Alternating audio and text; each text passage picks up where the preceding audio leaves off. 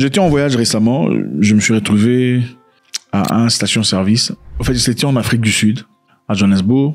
Le station-service Engine a à côté une petite partie où on lave les voitures, un car wash, on appelle ça car wash. Mais à côté du car wash, il y avait aussi un restaurant. Mais ce restaurant était particulier parce que c'était un restaurant géré et managé par une famille. Un restaurant de famille, un business familial. Le propriétaire ou la propriétaire est une femme apparemment d'origine asiatique, installée en Afrique du Sud depuis longtemps, mais avec beaucoup d'influence, avec les Blancs et tout le bazar. Et dans sa cuisine, comme on pourrait le remarquer très facilement, c'était la cuisine méditerranéenne, mais auréolée d'un zeste asiatique. Donc c'était très bon. La nourriture était excellente. En tout cas, l'une des meilleures nourritures que j'ai eues à l'extérieur de la maison, sans doute. Donc, dans ces parages de Sandton, c'est le lieu le plus riche d'Afrique, Sandton, un lieu de business. La plupart des gens qui prennent leur pause, par exemple, pour aller manger, généralement, ils iraient chez KFC, si pas McDonald's ou Burger King. Désormais, la grande majorité, en tout cas, qui le savait, ne partait plus chez KFC, McDonald's ou machin, viennent plutôt chez cette dame pour acheter à manger. En tout cas, ceux qui veulent manger healthy, manger propre, des aliments de bonne santé. C'est un business qui fleurit très rapidement. C'était évident. On pouvait clairement voir la qualité de voitures à l'extérieur, des Mercedes, des Porsche, des Ferrari, hein, des Blancs qui viennent manger. En fait, c'est un petit restaurant qui sert à manger pour emporter. Mais tellement qu'il y a beaucoup de gens qui viennent, ils ont aussi commencé à manger sur place. C'est-à-dire, il y a quelques tables propres, très propres.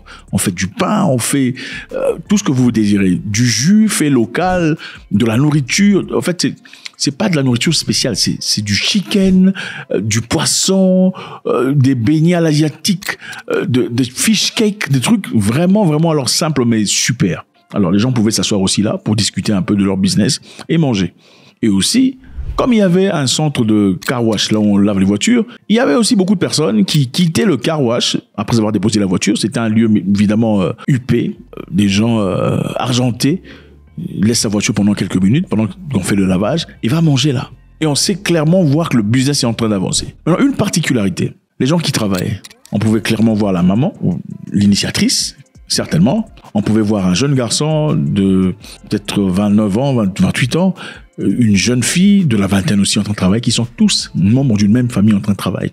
On pouvait aussi voir quelque part là-bas une vieille dame, certainement la maman de la femme. Donc, clairement, un business dirigé, géré par la famille et qui avance et progresse. Ils se font certainement beaucoup d'argent, en tout cas, si pas autant d'argent que McDonald's ou KFC dans les parages. Maintenant, quelle leçon on tire de cette histoire?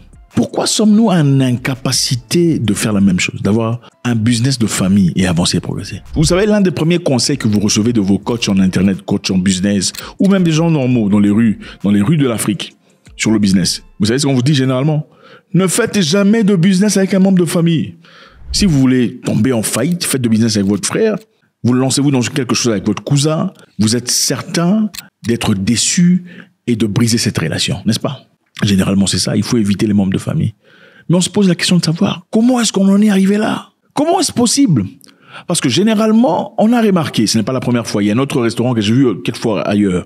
Le propriétaire du restaurant ou l'initiateur du restaurant, c'était l'arrière-arrière-grand-père. Okay? L'arrière-arrière-grand-père ou grand-père, c'est lui qui a initié le restaurant, a développé le restaurant. Il a enseigné à son fils, qui a pris le relève, a continué à développer, à ouvrir des branches, c'est-à-dire des offices ici et là de ce même restaurant.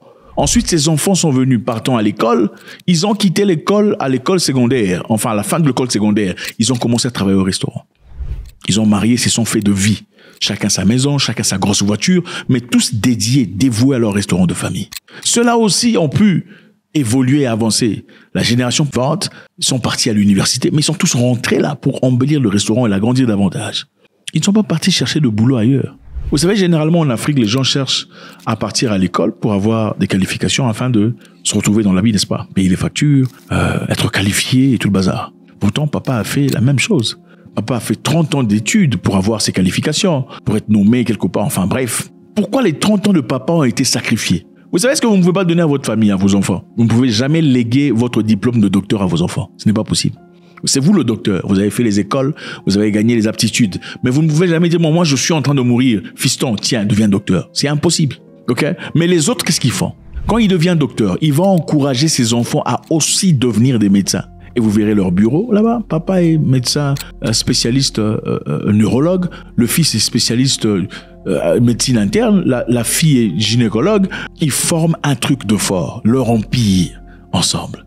Vous verrez des lawyers, des avocats, office des avocats, ou comment vous appelez ça, là où il y a le frère, le cousin, ils sont tous ensemble, même famille, ont développé quelque chose de fort. Ils ont mis leur legacy ensemble afin que ça soit mûr et que ça grandisse. Mais le serment que vous recevez chaque jour des Africains, c'est il faut éviter les membres de famille parce qu'ils vont tuer le business. Comment est-ce possible? J'ai aussi vu une fois une entreprise, c'était un restaurant, à qui je parlais au propriétaire pour essayer de comprendre. Ok, c'était un building grand. Il me dit, maintenant je travaille avec 6 personnes. Avant, je travaillais seul, un Portugais. J'avais le restaurant seul, ça m'appartient. Mais j'ai eu des investisseurs, des investissements de 6 autres personnes. Maintenant, on a beaucoup plus d'argent. Avec beaucoup plus d'argent, on a pu upgrade, mettre à jour, évoluer notre restaurant. Regardez, maintenant, on a des étapes. Il y a le niveau 1, restaurant particulier portugais. Numéro 2, pour tout ce qu'il y a de méditerranéen. Numéro 3, c'est au-dessus du building. Vous pouvez voir en bas, c'est pour les jeunes. On se fait beaucoup plus d'argent. Donc, je préfère être partisan d'une entreprise qui vaille 10 millions de dollars que être chef seul propriétaire d'une entreprise de 100 000 dollars. Avec 10 millions de dollars, si je fais partie de ceux qui ont mis assez d'argent, je pourrais en retirer facilement 200, 300, 400 000 dollars de bénéfices par rapport à une entreprise où je suis le seul propriétaire, mais je ne gagne que moins de 100 000. Le problème avec les Africains, généralement, c'est quoi? On aime être le seul propriétaire, le seul chef, l'ultime patron, le supérieur protecteur, au lieu de chercher comment travailler avec ses proches. Moi, je commence à croire que faire les études, devenir médecin, pendant des années pour nourrir les enfants et enfin mourir sans passer quoi que ce soit à ses enfants, c'est une perte de vie. Je suis désolé, ça pourrait déranger beaucoup de personnes. Très peu de personnes, en effet, font un boulot parce qu'ils sont passionnés de cette histoire.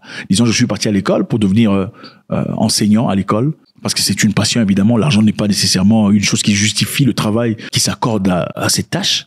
Voilà pourquoi je suis devenu enseignant, parce que dans mon cœur, je suis enseignant. La plupart des gens cherchent des options parce que ces options leur donnent des capacités de revenus. C'est pour l'argent. Et alors, pourquoi ne pas investir au lieu de sacrifier son temps?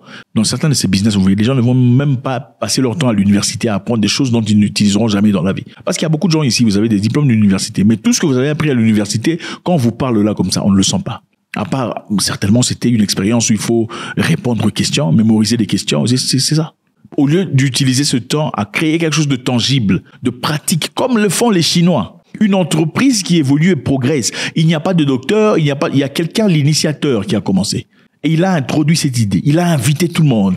Et tout le monde a pris de deux mains tout ce qu'il y a comme opportunité et tâches. Et en fin de compte, l'entreprise explose. Pourquoi sommes-nous incapables de faire ça? Parce que généralement, chez nous, quand vous prenez des frères, vous les mettez ensemble pour commencer une entreprise, quelques temps plus tard, pendant que ça cartonne, la femme de l'un de frères se présentera à l'office pour crier sur tout le monde. J'entre ici, vous ne me voyez pas. D'ailleurs, c'est mon mari qui a mis plus d'argent ici. S'il y a quelqu'un ici à qui ayant droit, c'est moi, n'est-ce pas? C'est comme ça. Ne laissez pas vous ouvrir votre bouche pour me parler parce que j'ai invité mes cousins et mes cousines pour manger ici. C'est ça le problème des Africains. Si la femme n'est pas en train de crier, il y aura certainement l'un qui aura des problèmes avec d'autres personnes qui finalement voudra partir tout seul. Qu'est-ce qui nous est arrivé? Comment sommes-nous devenus comme ça? Et ce ne sont pas seulement ces Asiatiques que j'ai vus. Ok, les Portugais les font. Les Libanais le font en Afrique de l'Ouest. Ok, ils ont des business, des restaurants, tout ça. Vous allez voir dans la famille, ce sont les Libanais. Lui, c'est mon cousin. Lui aussi, c'est mon cousin. Mais ils travaillent ensemble.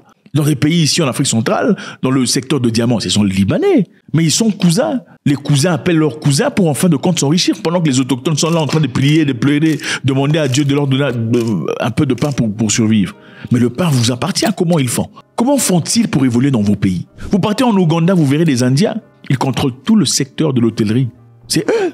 Les meilleurs hôtels, UP, chic, c'est eux. Ils font venir des managers de l'Inde. Ils font venir leurs cousins, leurs frères, leurs nièces pour travailler ensemble.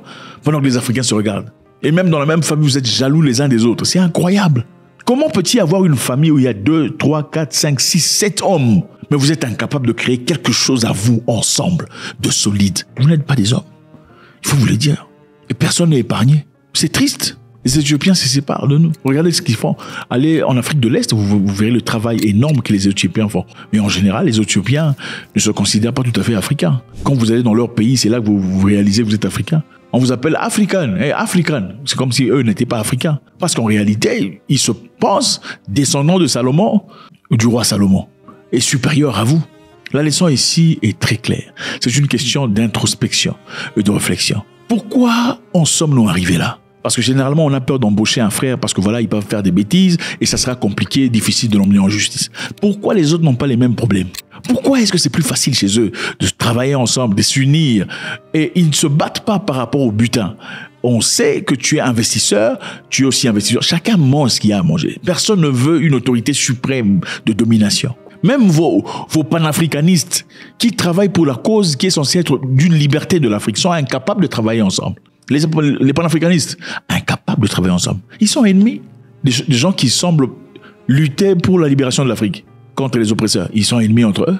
Celui-ci n'aime pas celui-là, celui-là n'aime pas celui-là, l'autre là pense qu'il est supérieur aux autres, et il y a toujours un qui se pense supérieur à tout le monde. Moi, je suis le plus intelligent, j'ai écrit les plus de livres. C'est toujours comme ça. Jamais, oh mon frère, venez, toi tu as des lacunes ici, lui là là-bas, on va s'aider pour évoluer. Il y a toujours, moi je connais mieux que vous.